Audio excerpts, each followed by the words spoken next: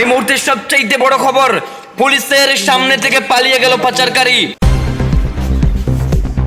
বাংলাদেশের পাচারকালে 7 লক্ষ টাকার অবৈধ বিভিন্ন ব্র্যান্ডের ওষুধ বাজেয়াপ্ত করেছে মধুপুর থানার পুলিশ। ওষুধ বোঝাই গাড়িটি আটক হলেও চালক উধাও।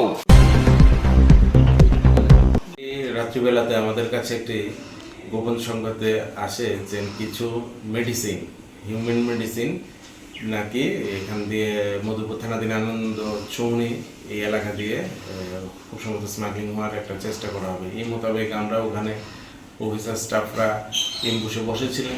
তো ওই সময় একটি মারুতি ভিকেল আসে এবং সাথে সাথে ওটাকে থামানোর চেষ্টা করা হয়।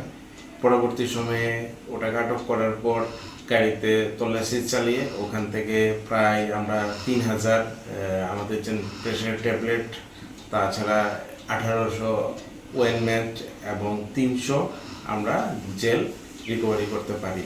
তার বাজার আনুমানিক মূল্য 6 থেকে 7 লক্ষ টাকা হবে। তো এই বিষয়ে আমরা একটি এনকোয়ারি অলরেডি স্টার্ট করে দিয়েছি।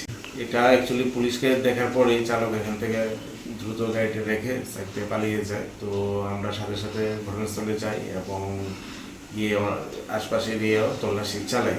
তো যেহেতু গাড়িকে আমরা আটক করতে পেরেছি, গাড়ির নাম্বার আছে, তাই অতি সত্বর তা বেরিয়ে আসবে কে ওই সময় গাড়িটা চালিয়েছিল বা কোথা থেকে আসবে ওই ট্যাবলেটগুলি বা কী উদ্দেশ্যে এখানে আনা হয়েছে তার বিষয়ে আমরা এনকোয়ারি চালিয়ে যাচ্ছি এবং তা অতি সত্বর বেরিয়ে আসবে।